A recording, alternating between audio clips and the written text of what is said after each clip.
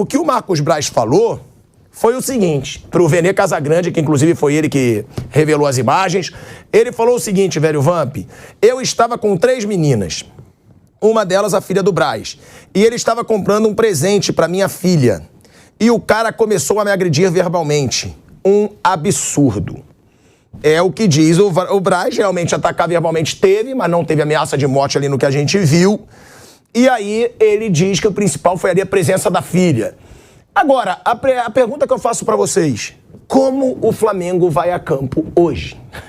Porque tem jogo hoje, tem isso. Tem jogo hoje contra o Goiás. A gente já tá olhando pra... Tem jogo hoje. É verdade. Na hora da confusão, o Flamengo tava... Os jogadores estavam dentro do avião, né? Pra Goiânia. Já estavam embarcando. Embarcando pra Goiânia. E tem isso, o Marcos Braz não foi pra Goiânia. Ele pode ir hoje. Podia ir hoje. Mas geralmente ele viaja com o grupo. Não, mas pode ir hoje também. Não é uma viagem longa. Mas ele tinha um compromisso.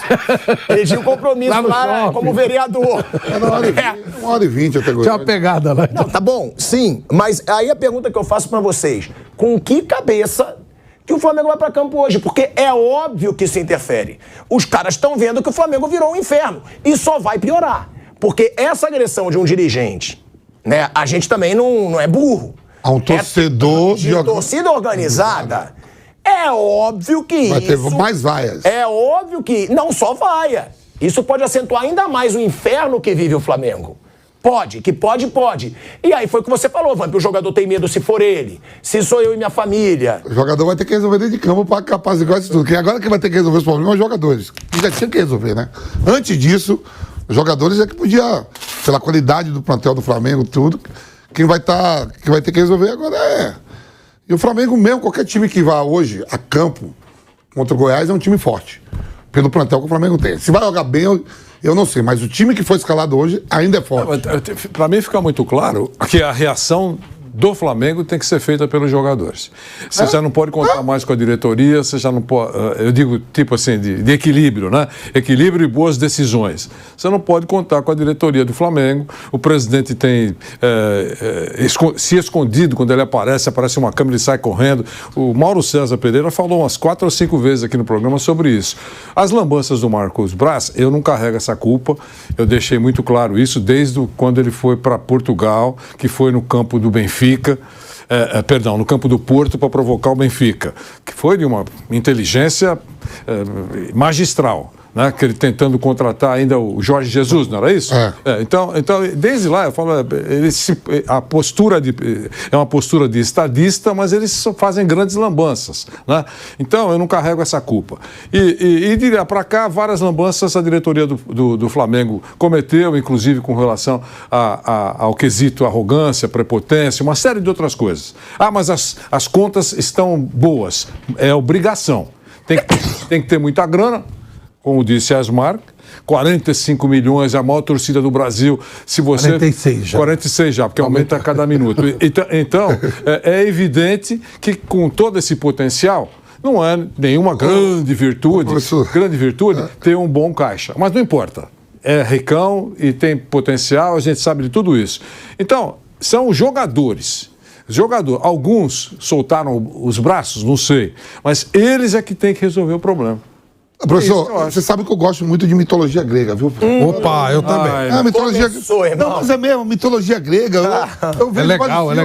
Eu tava vendo agora Alexandre Magno Grande conquistando tudo lá, Felipe II, assisti o filme essa semana. E eu tava vendo assim que o filme Aquiles, né? Que ele chega pra mãe dele e fala assim, eu vou pra guerra, eu vou destruir Troia. Meu filho, você vai... se você quiser ir, você vai, mas você vai morrer e o mundo vai te conhecer. E se você não for, você vai criar seus filhos e ninguém vai saber quem você foi. A atitude tá aí. Você decide. Você vai, mas não vai voltar mais para ver sua mãe. Você vai ficar por lá. E se você não quiser ir, você vai ficar aqui. Você é bonito, vai pegar todo mundo. Era eu? A mãe dele falou isso? Falou isso pra ele. Ele falou, mãe, sabe de um? Eu vou, que eu quero que o mundo todo me conheça. Eu me pergunto aqui, um dia aqui no programa mesmo, Flávio, eu lembro que o Landim teve uma proposta para comandar a Petrobras, algum cargo na Petrobras, que ganhava 300 mil reais por mês. Executivo de alto nível, né? Eu digo, esse cara, 300 quilos de alcatra por mês. Com esse dinheiro que eu ganho, eu vou comprar um camarote fera no Maracanã, vou ver o time que eu amo, levo minha família, e segunda-feira eu trabalho em paz. Ninguém vai me chamar de burro, de ladrão, de não sei o quê. E o Flamengo com esse faturamento de 1 bilhão e 200 milhões e 300. Eu perguntei aos candidatos, os dois candidatos do Corinthians, que vão ser candidatos agora, se não aparecer o terceiro, o Augusto Melo e o André Negão. Vocês têm condições financeiras de comprar um camarote, ir com sua família, ver o time que você ama. Segunda-feira não ser chamado de ladrão ou de burro, ou na quinta-feira. Por que querer ser presidente de um Corinthians que deve mais de 1 bilhão? Estamos envolvidos, tá no sangue, não sei o quê. Essas coisas. Aí você fala assim, então, Vamp, ninguém tem que assumir cargo, então, de clube de futebol e fica vazio? Eu numa situação dessa que está o Landinho e o Braz, financeiramente eles são de empresas importantes, são bem financeiramente, o clube não é meu, é da torcida, é pra gente sair, fazer outra eleição, bota outro, vou continuar sendo torcedor do... Mas aí você tá com sua filha, um Maracanã todo chamando você de burro e de ladrão. Você é com sua família, olha o constrangimento que é, sair na rua, é isso que leva a confusão. Eles estão presidente de um gigante. 46 milhões? Aumentou, né? 45 milhões. 47 agora, né? 45 milhões. Essas coisas, professor, que eu tento, não consigo entender, não entra na minha cabeça. O político, sim. O político é chamado de ladrão, cada... Flávio, de ladrão. Volta em mim, pô, a gente vai mudar essa parada. Mas pra dirigente... Mas é muito parecido, viu? É cargo político igual, é muito parecido. Quando o clube não é... Quando o clube não é... Por isso que eu gosto de clube profissional, empresa. Você tem um CEO... E o senhor manda e acabou. O senhor não serve, manda o cara andar. Esses caras, eles fazem do clube uma política. O clube é um cenário, é um local, um gueto político do cara. É isso. Por isso que eu mas esse questionamento do Vamp realmente tem fundamento. Claro que tem. Por que dirigente quer ser dirigente se só tem dívida? A maioria larga emprego bem remunerado. Aí sabe o que quer? Um dia aconteceu com o Landinho, que ele falou, você, presidente do Flamengo, recusei uma proposta da Petrobras, que até outros anos aí era a maior empresa do mundo. Do mundo era a Petrobras, a empresa mais valiosa do mundo.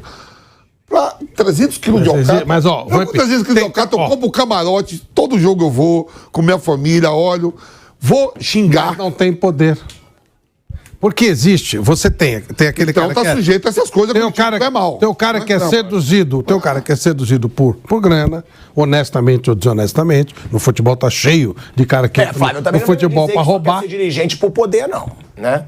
Não sei, tem cara... Não, muitas vezes... Pilhado quase sempre não é. Mas tem cara que tem tudo, é rico pra caramba, vai perder o tempo dele, aquilo que o Vamp falou, e vai lá por causa de poder. Ele quer ter poder. Aquela coisa, depois de um tempo, o cara quer ser conhecido, o cara quer ser reconhecido. Ele já é rico, grana não é mais problema. Ele vai lá por causa de poder, por causa de ser reconhecido, essa coisa toda. Então tem. E tem um monte que vai lá para roubar, claro. Mas uma boa parte vai por causa de poder. Recentemente o Flamengo desembarcou, nós fizemos aqui quase metade de um programa falando, criticando aquele episódio. Os torcedores com o Flamengo. Os torcedores lá numa barreira, xingando, cobrando e tal, e os torcedores, e o Flamengo passou, não é? Acho que ninguém falou, não deu bola, aquele negócio todo. O que eu falei aqui, falei assim, eu não tenho nada contra protesto. Eu só acho que o time tem que blindar os jogadores. Aquele pessoal que chegou no desembarque do Corinthians, xingando o Gil, lembre?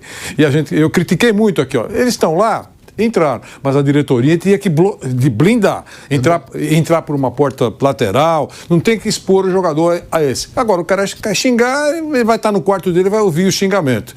É isso que eu acho. Com relação ao Flamengo, a mesma coisa. Desembarca a delegação, eu acho que a diretoria tem que blindar o elenco. Se por acaso os caras vão pro quarto e ficam ouvindo o xingamento, faz parte do jogo. Não tem que ter dedo no nariz de jogador ou de dirigente. Pronto. No caso das pessoas que saem, têm coragem de sair pelas ruas. No caso do Braz, ele é um cidadão, ele foi com segurança, ou particular ou do Flamengo. Quase todo dirigente tem uma segurança. A maioria usa seguranças dos clubes. A do Braz, eu não sei. Né? Ele foi a um local público, num shopping. A maior torcida do Brasil. Um local cheio de gente. Os caras veem o dirigente. Responsável não pela bocha. Não pelo tênis de mesa. Responsável pelo futebol do Flamengo. É óbvio que vai ter alguém falando alguma coisa. Ninguém fala, ô, dirigente maravilhoso, que sonho de time, você é um gênio da lâmpada. Não vai falar. Tem que estar preparado para ouvir. E tem também que entender que vai ser deselegante, se tiver com alguém, provoca constrangimento, mas faz parte do pacote. Faz parte do pacote.